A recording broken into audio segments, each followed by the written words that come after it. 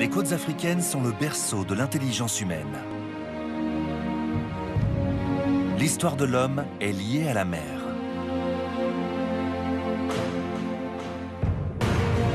Mais comment a-t-il migré sur des continents au-delà des océans?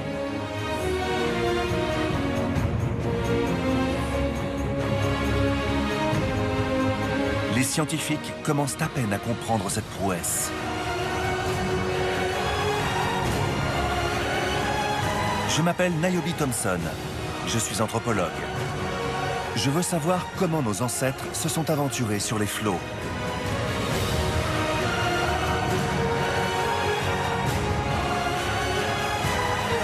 Je vous emmène à travers les mers à la découverte d'un des plus grands exploits de notre espèce.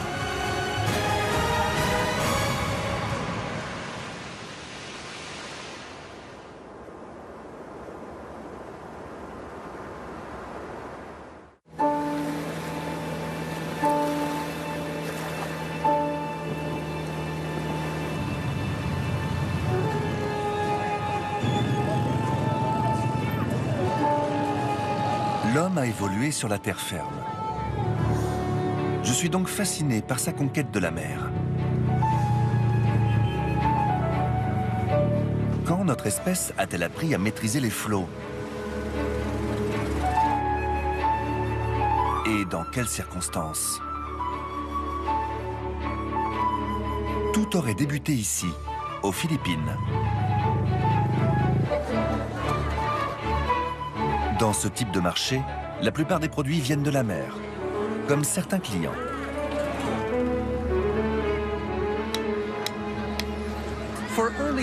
Les premiers hommes qui ont traversé l'Asie auraient dû s'arrêter ici, au bord de l'océan Pacifique.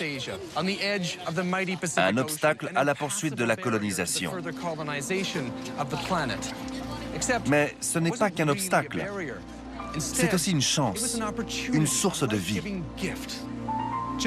Tout comme les Philippins aujourd'hui, nos ancêtres ont su tirer parti de la mer. Et bientôt, ils l'ont traversée. Les habitants de ces îles sont des descendants des premiers navigateurs. Ils ont colonisé ces terres et ils étaient probablement les premiers hommes à traverser un océan.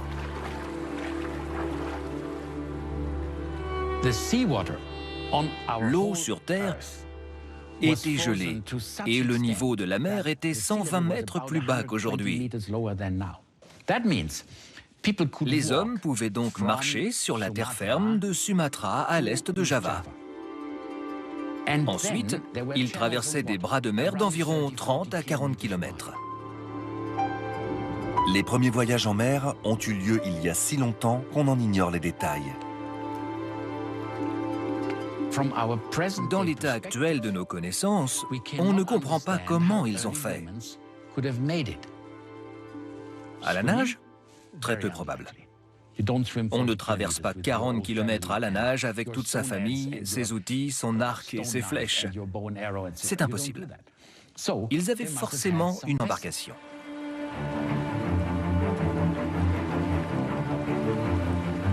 Il n'existe aucune trace archéologique de ces bateaux. Mais un lieu offre quelques indices. La Papouasie-Nouvelle-Guinée. Les premiers habitants ont atteint ces îles il y a environ 50 000 ans. Et aujourd'hui, la richesse de leur culture nous laisse entrevoir le passé. L'immense fleuve Sepik traverse la forêt tropicale. Les hommes qui vivent ici se déplacent en pirogue dans un labyrinthe de cours d'eau et de marécages.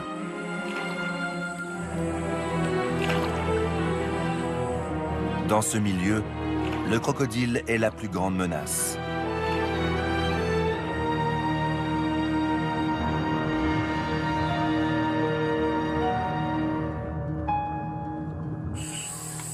Je viens ici pour observer un rituel unique. Il est si rare et si secret que peu d'étrangers ont eu la chance d'y assister.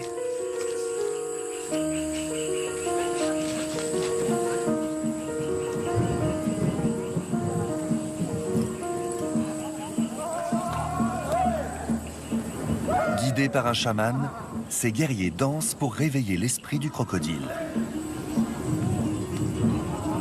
Ils vont accueillir de jeunes garçons dans le monde des hommes.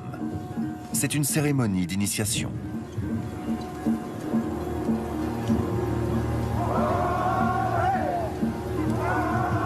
La chorégraphie imite les ondulations du crocodile.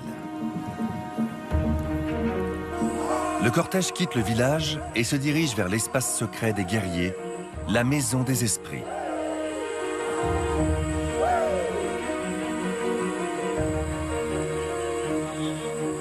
Comme tous les 4 ou 5 ans, les familles s'apprêtent à laisser partir leurs garçons. Dustin a 15 ans. Il est encore considéré comme un enfant. Il vit dans un monde de femmes et ne s'éloigne pas du village.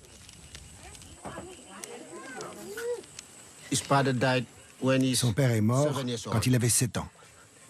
Il était bien trop jeune. Il s'inquiète de ce qui va lui arriver demain. Il ne sait pas ce qui se passe là-bas. Il va être très surpris. Tous les garçons ont besoin d'être initiés. Tant que la Terre existera, la cérémonie du crocodile se perpétuera. À Yamok, un homme doit connaître le fleuve. Il doit devenir moitié homme, moitié crocodile.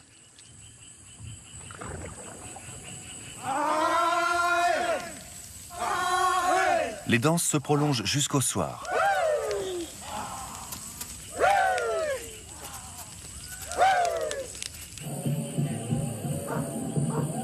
Dustin quitte sa maison avant la tombée de la nuit. Il dit au revoir à sa mère près de la maison des esprits.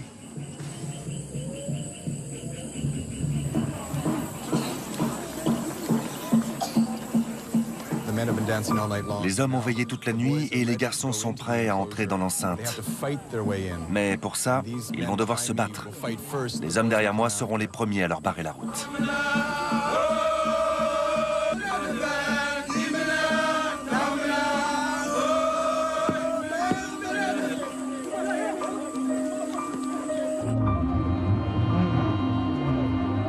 Les garçons laissent leur enfance derrière eux.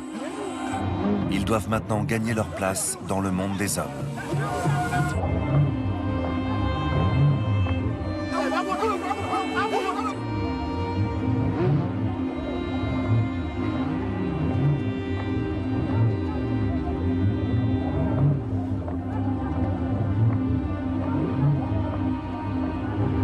Et leur lutte ne fait que commencer.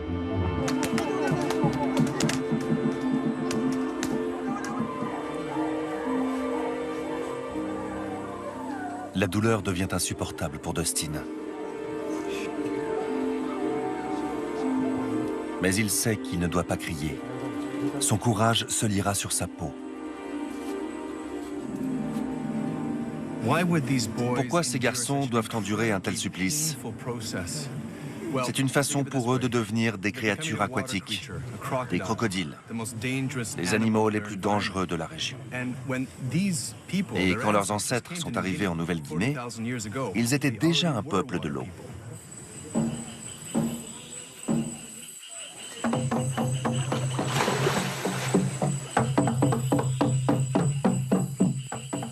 Ces garçons vont maintenant se soigner et poursuivre leur initiation pendant plusieurs semaines. Leurs cicatrices deviendront symboles de puissance. À leur sortie de la maison des esprits, ils seront enfin adultes. Ces traditions illustrent la façon dont les premiers habitants se sont adaptés à cet environnement. Et aujourd'hui encore, on utilise les mêmes embarcations pour naviguer dans la vallée du Sepik. Des pirogues creusées dans des troncs d'arbres.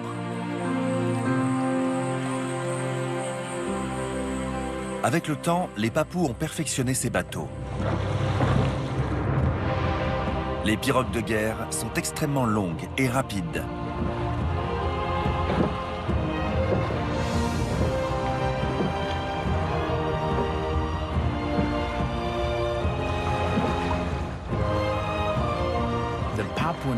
Les Papous fabriquent de très longues pirogues. C'est ingénieux parce que tous les marins savent que plus un bateau est long, plus il est rapide. En revanche, ils n'ont jamais eu de bateau à voile parce qu'ils ne s'aventuraient pas en mer. Leur pirogue aurait chaviré. Alors comment les pionniers de la navigation ont-ils résisté à la houle? Grâce à une invention astucieuse, la pirogue à balancier.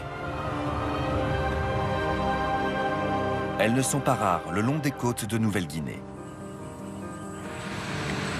Combien de temps faut-il pour tailler une pirogue? Une semaine.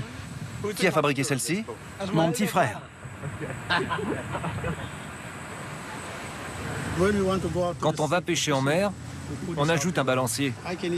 Ça permet de garder un meilleur équilibre pour pagayer et d'aller plus vite.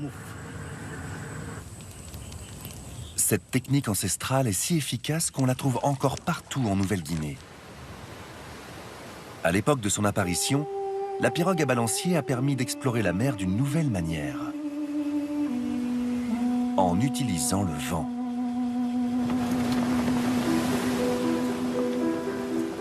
Au large de la Papouasie-Nouvelle-Guinée se trouve un grand nombre d'îles entre lesquelles nos ancêtres ont pu s'entraîner à naviguer.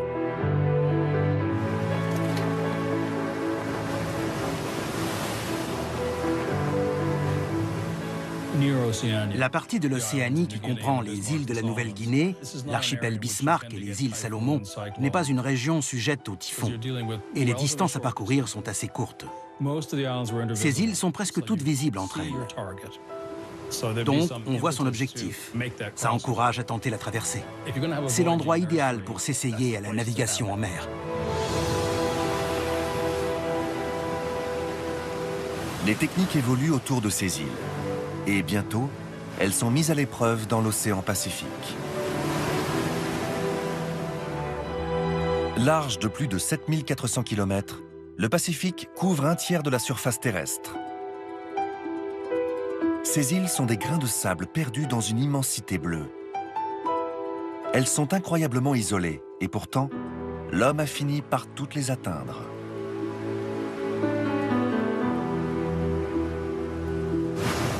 Comment avons-nous réussi à les trouver au milieu de cet immense océan? Un mystère que les navigateurs européens ont tenté d'éclaircir pendant longtemps. Nous les avons peut-être découvertes au hasard de nos migrations.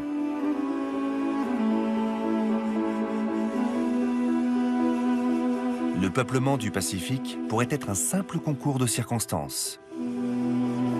C'est la théorie d'un explorateur norvégien visionnaire, et elle aurait pu lui coûter la vie.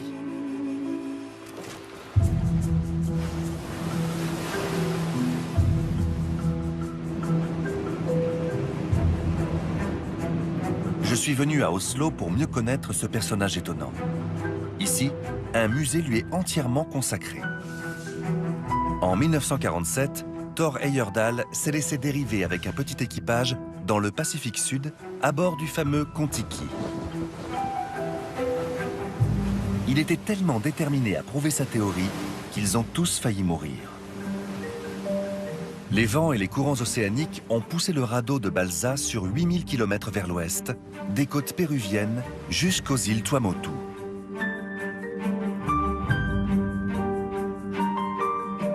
Le résultat de l'expérience, l'idée que l'homme a colonisé fortuitement les îles du Pacifique fait peu à peu son chemin. Le fils d'Heyerdahl a accepté de me rencontrer. J'aimerais savoir ce qu'il pense de la théorie de son père. La traversée du Pacifique paraît impossible pour un peuple primitif. Que pensez-vous qu'il aurait répondu à ça? Mon père et moi sommes très différents. Personnellement, je suis un chercheur traditionnel. On m'a appris à recueillir des échantillons et des données et à les analyser et à en tirer des conclusions.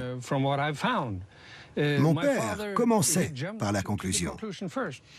C'était aussi un artiste. Il était imaginatif. Il partait de sa conclusion et travaillait à l'envers, comme un avocat qui défend un suspect. C'est un peu comme tirer au fusil les yeux fermés. On a une chance de toucher sa cible, mais la probabilité de la rater est grande.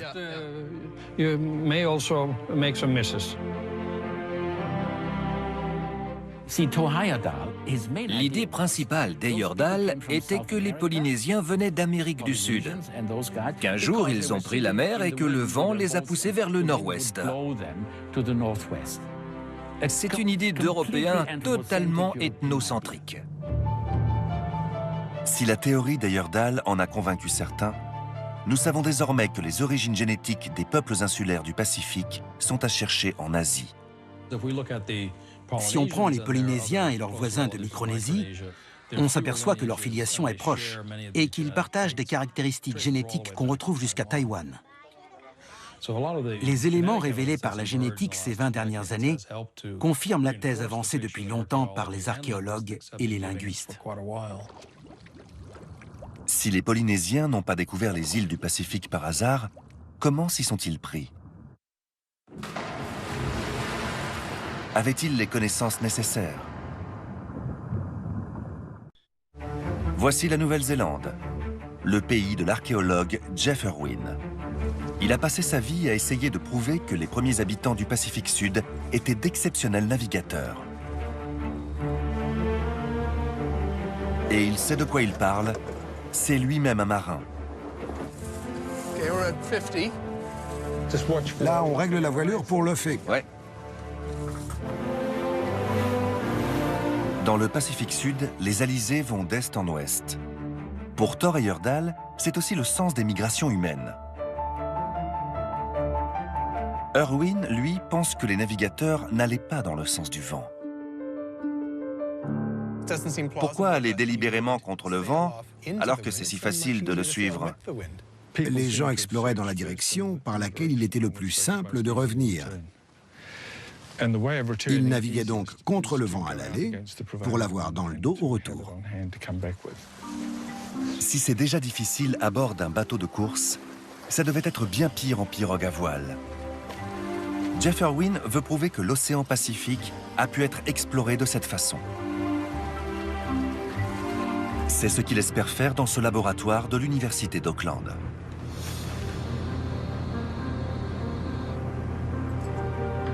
Cette soufflerie n'a l'air de rien, mais elle a révolutionné le monde de la voile. En 1995, la Nouvelle-Zélande a remporté l'America's Cup pour la première fois avec un bateau conçu ici même. Aujourd'hui, on y teste un modèle réduit de pirogue polynésienne pour savoir jusqu'à quel point elle peut naviguer sous le vent. Même 40 degrés face au vent, elle continue d'avancer.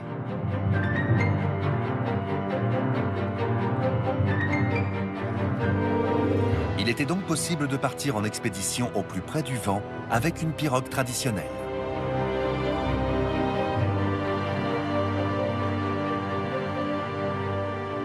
Les Polynésiens avaient les bateaux adéquats, mais étaient-ils capables de naviguer en haute mer? Je pars à la rencontre d'une autre scientifique. Lisa Matiso-Smith utilise la génétique pour retracer l'histoire du peuplement du Pacifique Sud. Savoir avancer contre le vent était nécessaire, mais pas suffisant. C'est vrai. Il fallait aussi être capable de trouver son chemin d'un point à un autre sans voir la terre pendant plusieurs jours.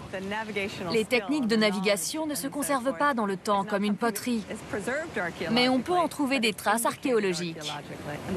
La rapidité de la colonisation indique qu'ils avaient ces compétences. L'établissement sur les îles s'enchaîne si vite qu'on ne peut l'expliquer que par une stratégie d'exploration très méthodique. La réussite et la constance de cette expansion géographique nous montrent que ce peuple savait parfaitement ce qu'il faisait. Les équipages étaient préparés. Ils savaient où ils allaient et ce qu'il leur fallait pour survivre une fois sur place. Mais on n'a pas cru à cette possibilité. Il nous a fallu un siècle pour accepter des faits qu'on avait sous le nez. Et ça nous arrive régulièrement, que ce soit en science ou ailleurs. C'est un mode de pensée très eurocentrique. Il y a environ 3000 ans, ils sont allés plus loin que les îles qu'ils pouvaient voir. Et une fois que cette barrière est tombée, Ils ont exploré l'Océanie en 300 ans. Il ne leur a fallu que 100 ans pour atteindre la pointe du triangle polynésien. Ça représente une distance plus grande que la largeur de l'Europe.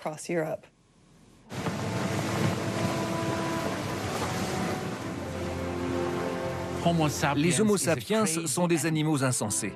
Ils font des choses qu'on pense impossibles. Et les migrations dans le Pacifique font partie de ces choses. Qui plus est, contre le vent dominant, les 2/3 de l'année, la mousson s'installe et souffle en direction du nord-ouest, dans le mauvais sens. Et pourtant, ils l'ont fait. Si le Pacifique a été colonisé par des maîtres de la navigation, leur savoir a-t-il survécu jusqu'à nos jours?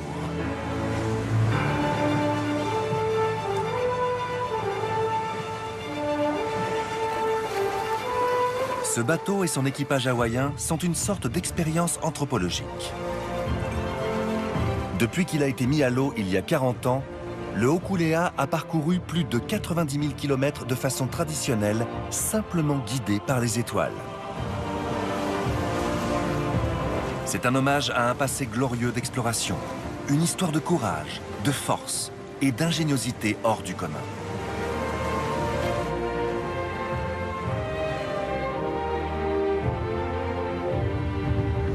Quand les hommes sont arrivés à Hawaï, ils ont découvert un paradis tropical. Mais ces îles sont extrêmement isolées. Le continent le plus proche se trouve à 4000 km. C'est peut-être le voyage le plus dangereux jamais entrepris par les Polynésiens. S'ils n'avaient pas trouvé cette terre, ils seraient morts en mer.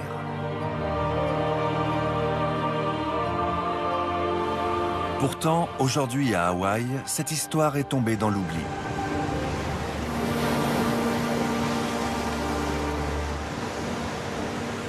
Au XXe siècle, la navigation traditionnelle a presque entièrement disparu dans le Pacifique.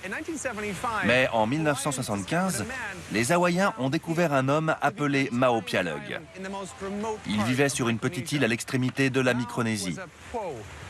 Mao était un Puo, un maître de la navigation, une des dernières personnes à pouvoir traverser le Pacifique sans l'aide d'instruments modernes ou de cartes. Mao est la preuve vivante que la Polynésie a d'abord été colonisée par des marins. Il a également fait revivre la navigation traditionnelle. Mao Pialug était un des rares hommes à encore pratiquer l'art de la navigation sans instrument. Il se localisait grâce à la position et au mouvement des étoiles. Il pouvait se diriger sur plusieurs milliers de kilomètres sans carte et sans aucune aide, simplement grâce à ce qu'il avait mémorisé. Je suis arrivé à Hawaï alors que le Hokulea se prépare pour son voyage le plus ambitieux, un tour du monde. Son capitaine sera Kalepa Babayan. Il a été l'élève de Mao Pialug. On a une boussole extérieure qui rassemble tous les outils naturels, le lever et le coucher des étoiles. La Lune et les planètes qui se lèvent tout au-dessus du même horizon. Ensuite, il y a les vents et la houle qui viennent aussi du même endroit. Tout vient de l'Est. Il faut intégrer ce rythme et comprendre dans quelle direction tout arrive. Nous avons une grande confiance dans nos talents de navigateurs.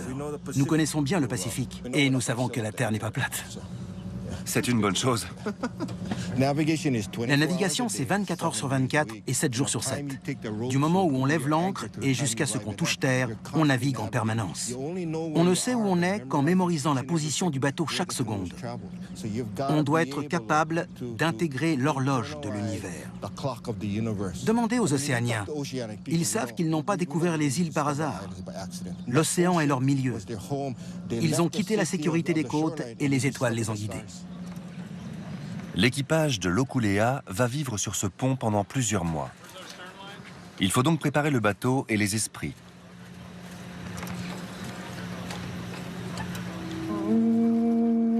Relier Hawaï à Tahiti en pirogue double est aussi difficile aujourd'hui qu'il y a 1000 ans. L'océan n'a pas changé. Ce sera une lutte de chaque instant.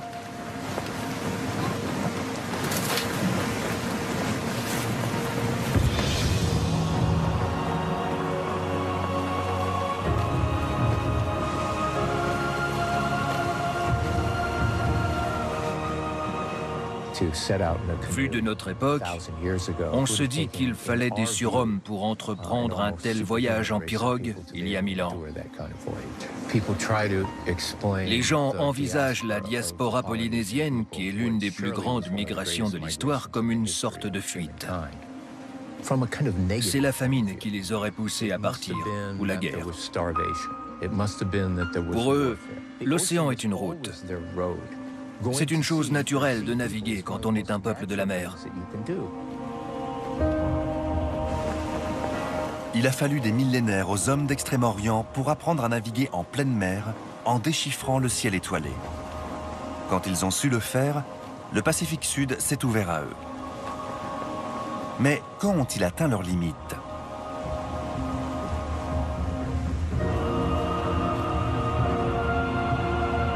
Où l'extraordinaire voyage des Polynésiens s'est-il arrêté? Peut-être ici, sur l'île de Pâques.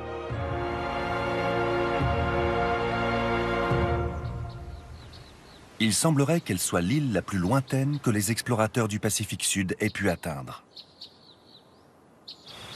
Ensuite, il n'y a plus de terre jusqu'en Amérique du Sud. L'île de Pâques est si isolée que s'y installer tenait presque de la fanfaronnade. Une façon de prouver sa maîtrise de l'océan.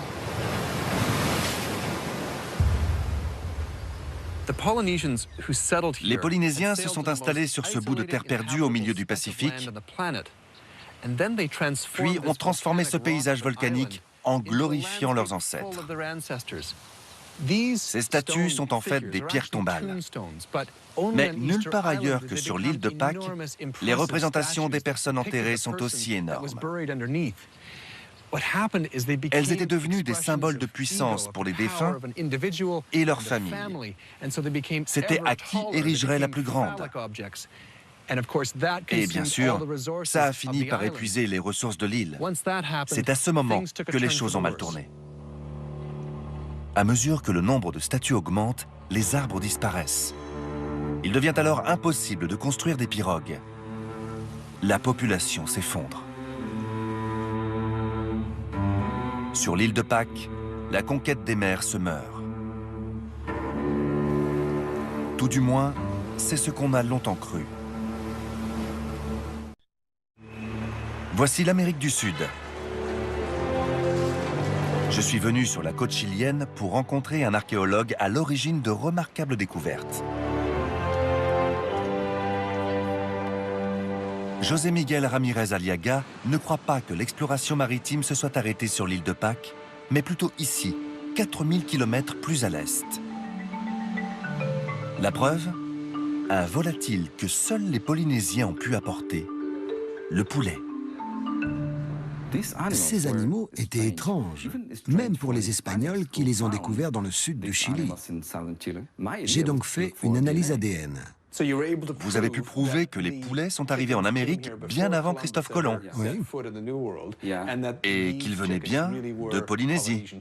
Oui, exactement. De manière irréfutable. Certains ont mis en doute les preuves que j'apportais. Mais ils avaient complètement tort.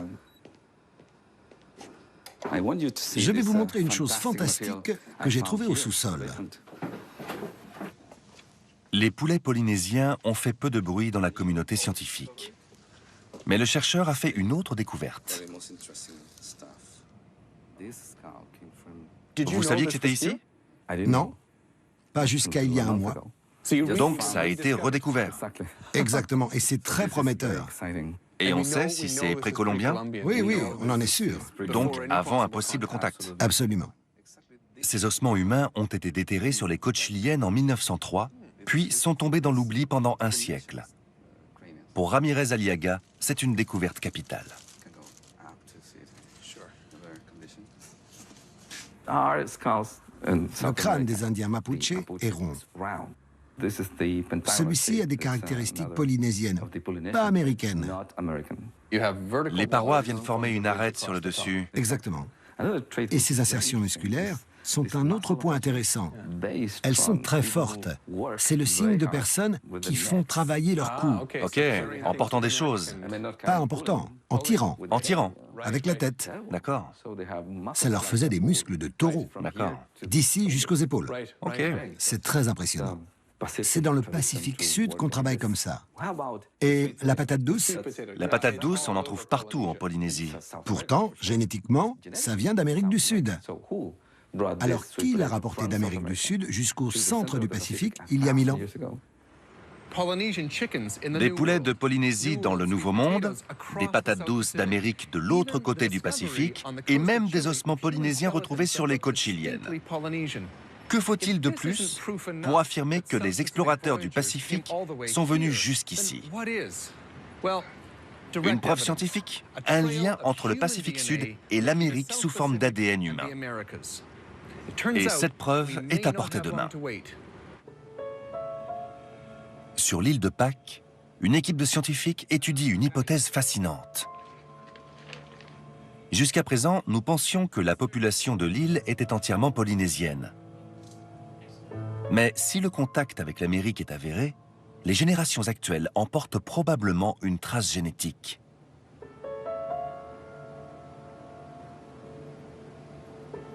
L'homme à la tête de ces recherches est Eskio Villersloo, spécialiste en biologie de l'évolution à l'université de Copenhague. Il est capable de lire l'histoire génétique d'une population dans son ADN. Il analyse des échantillons d'habitants de l'île en espérant trouver des signes génétiques du passage de leurs ancêtres en Amérique.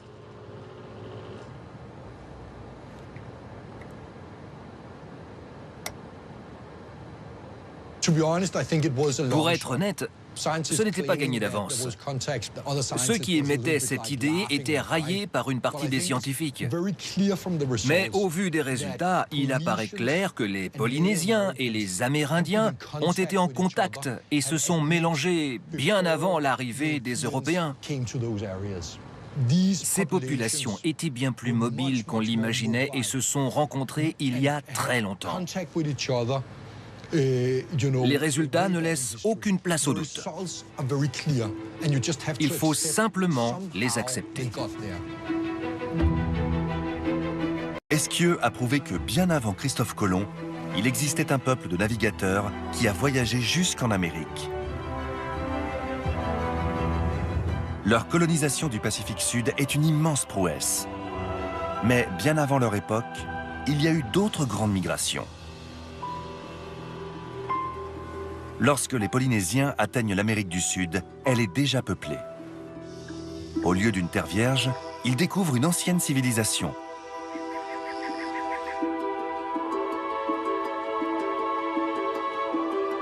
Les ancêtres des Amérindiens y vivent depuis la période glaciaire.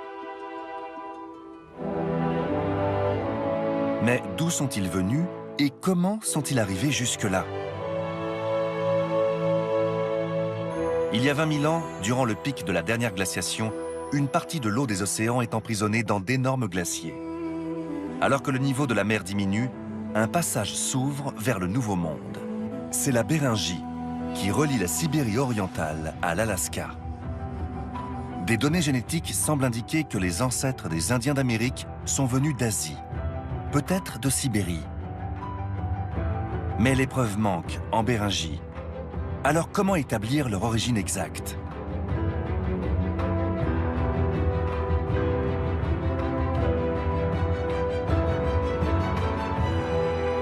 Il s'avère qu'Eskio Villersloo travaille également à percer ce mystère.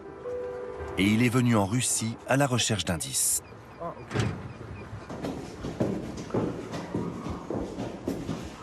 L'un de ses amis est archéologue à Saint-Pétersbourg. Cet homme a accès à l'une des plus grandes collections d'os humains.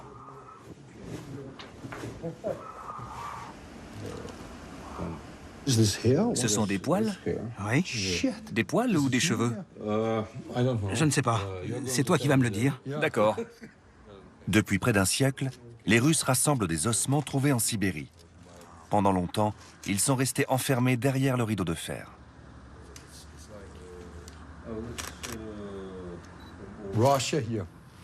C'est fabuleux qu'on se trouve en Russie. Pourquoi je ne suis pas venu ici plus tôt? J'ai rêvé pendant des années d'avoir ces choses entre les mains. Chacune d'elles cache peut-être une histoire extraordinaire. Si vous êtes d'accord, j'aimerais prendre des bouts de ces os, la dent et des cheveux. D'accord. Je veux tout. À partir des ossements sibériens, Eskio Villerciu va pouvoir produire des génomes correspondant à chaque côté de la Béringie.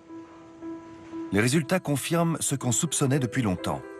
Les ancêtres des Amérindiens viennent de Sibérie. Et plus étonnant, ils ont également migré vers l'Europe.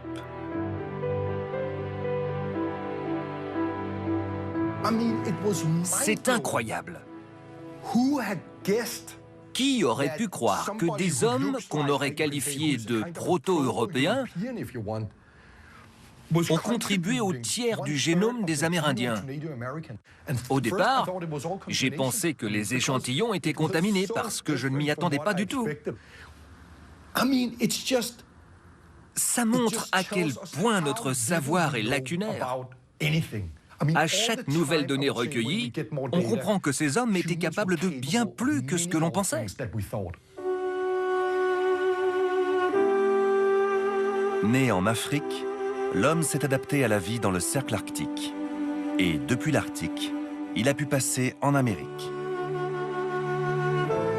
Il nous reste à savoir quand cette migration a eu lieu.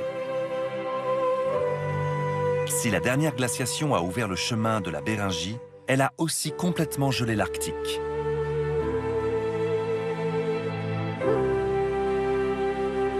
La plupart des scientifiques pensent que la période glaciaire a stoppé l'expansion de l'homme sur Terre. Mais est-ce vraiment le cas? Plus on regarde derrière l'ancien rideau de fer, plus on en apprend sur les premiers habitants de l'Arctique. Et les faits sont étonnants. On commence seulement à comprendre comment on s'est adapté au froid. De nombreux scientifiques pensent que l'homme a migré vers l'Arctique pendant la période interglaciaire, quand la planète s'est réchauffée. Mais dans des lieux comme le musée de l'Ermitage de Saint-Pétersbourg, on trouve des éléments indiquant que les êtres humains ont migré bien plus tôt, et encore plus incroyable, qu'ils sont restés durant la glaciation. Les preuves se trouvent dans ce bâtiment.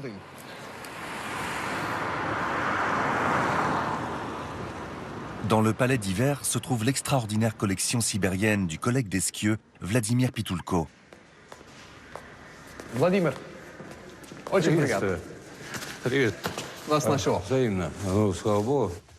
Помещение, лаборатория. Ces caves regorgent d'objets et d'ossements des premiers peuples de l'Arctique. Jusqu'à présent, les scientifiques occidentaux en ignoraient l'existence. Parfaitement conservés par le permafrost, ces objets ont appartenu aux tout premiers habitants de l'Arctique. Incroyable, incroyable. Et je ne suis pas au bout de mes surprises. Vous me dites qu'à votre avis, ces gens sont restés en Arctique pendant la période glaciaire. Je suis absolument convaincu que ce peuple vivait déjà sur ce territoire il y a 24 000 ans. Autrement dit, avant la glaciation. Et ensuite, qu'est-ce qui s'est passé? On a toujours cru qu'ils étaient repartis plus au sud. Mais pourquoi seraient-ils partis? Parce qu'il faisait froid. C'est absurde. Le confort a peut-être diminué en même temps que la température. Mais est-ce qu'il restait de quoi se nourrir? De nombreux animaux sont restés pendant la glaciation. Les mammouths sont restés, tout comme les chevaux sauvages. Il y avait aussi des rennes et les prédateurs qui les chassaient. Il y avait largement de quoi survivre. L'Arctique n'a jamais été entièrement gelé. C'est ça qu'on a du mal à comprendre? On oublie simplement ce qu'étaient les conditions de vie. Si Vladimir Pitulko dit vrai, même la glaciation n'a pas ralenti notre colonisation de la planète. Pour une espèce née en Afrique, notre adaptation à l'Arctique est impressionnante. Et cette adaptation est la clé du passage vers un autre continent, l'Amérique.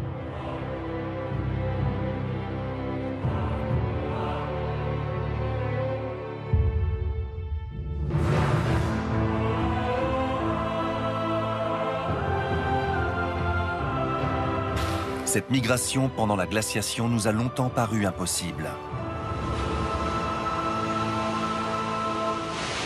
Aujourd'hui, nous savons que les hommes y sont parvenus.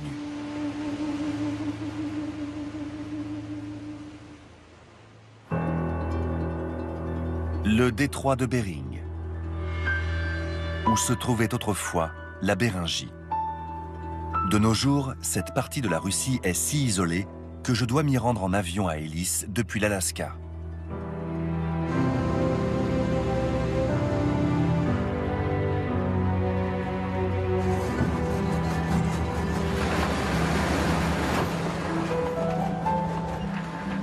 Ici, il n'y a pas de route.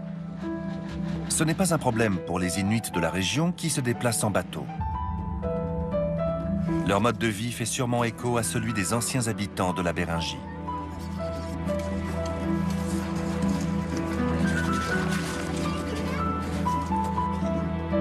J'espère assister à un type de chasse unique dans l'Arctique. À l'abri des prédateurs, d'énormes colonies d'oiseaux nichent sur les îles du détroit de Bering.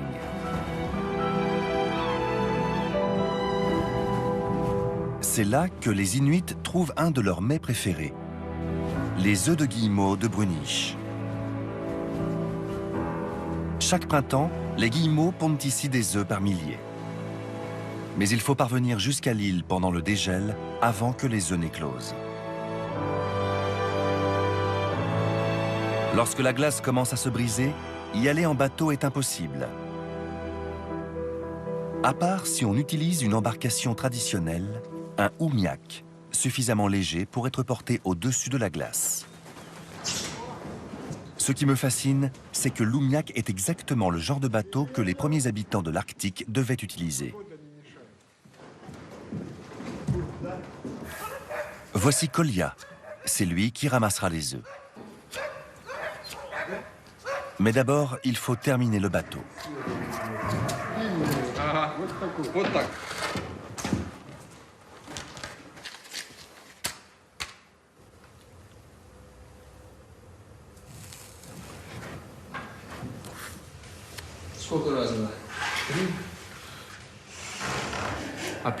En Arctique, les matériaux sont précieux et le bois utilisé pour le bateau a certainement eu plusieurs vies.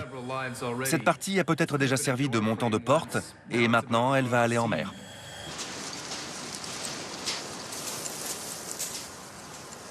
Lorsque la charpente est terminée, elle est recouverte avec une peau entière de morse, si étirée qu'elle est presque transparente. Le plus remarquable, c'est que tout le matériel nécessaire pour ce bateau peut se trouver dans un environnement sans arbres. De la peau, du bois flotté et de l'os.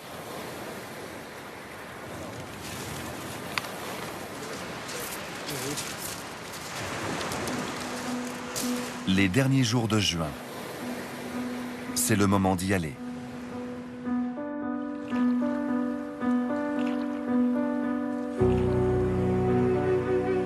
Nous avons 20 km à parcourir en pleine mer.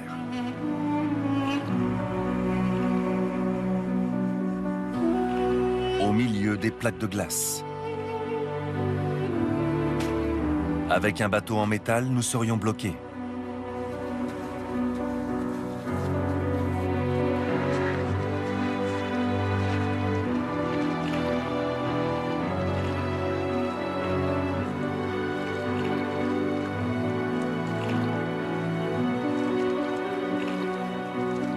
Alors que la glace s'efface, l'île aux oiseaux apparaît à l'horizon.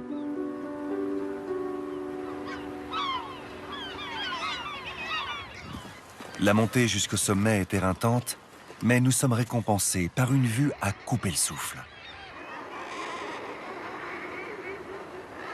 À cette hauteur, je ne prends aucun risque, ce qui laisse les autres perplexes. Kolya a sa propre méthode. Kolya est le grimpeur le plus expérimenté et il va m'emmener sur la falaise pour me montrer comment il récolte les œufs. Il a sa corde et j'ai la mienne. Nous allons descendre juste là.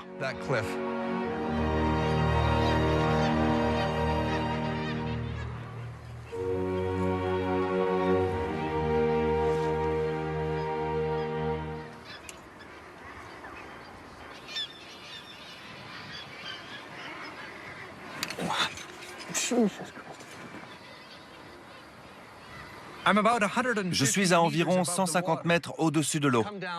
Nous sommes descendus jusqu'au milieu de la falaise. Juste derrière moi, Kolya ramasse des œufs. Alors que j'ai un équipement d'escalade moderne, il se contente d'une vieille corde qui se trouvait au fond du bateau. Mais il n'a pas l'air d'avoir peur.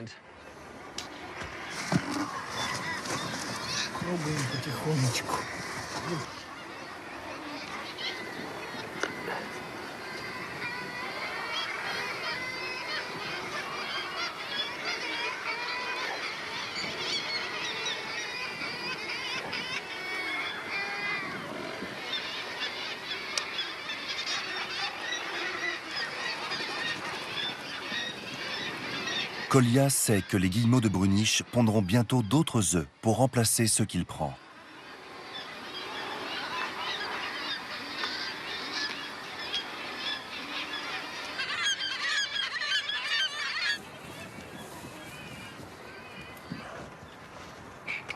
Le ramassage n'a lieu qu'une fois par an.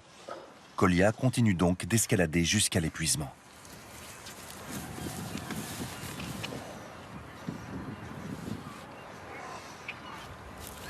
À la fin de la journée, la boîte est remplie. On peut même se permettre d'en déguster sur place. Nous sommes venus juste à temps.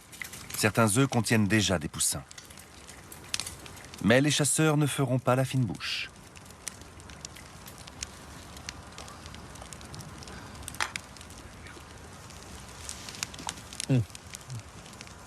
C'est délicieux. Les Inuits du détroit de Bering ont hérité de l'ancien monde glacé de la Béringie.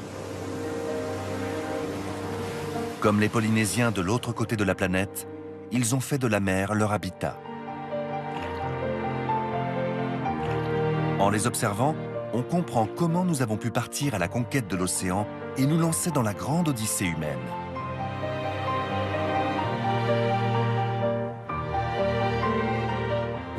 On a toujours eu cette idée que les premiers hommes étaient primitifs.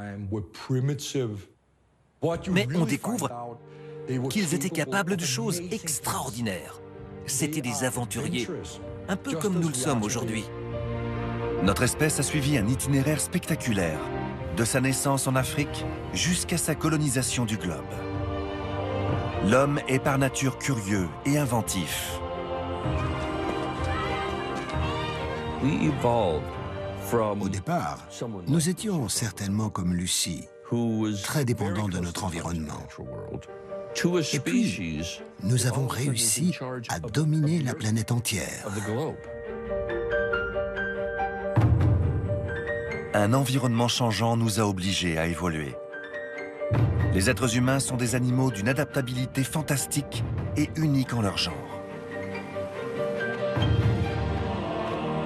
Nous sommes les derniers primates bipèdes. Et je ne peux m'empêcher de me demander ce qui nous attend. Notre intelligence nous a menés jusqu'ici. Mais serons-nous capables d'affronter les changements à venir?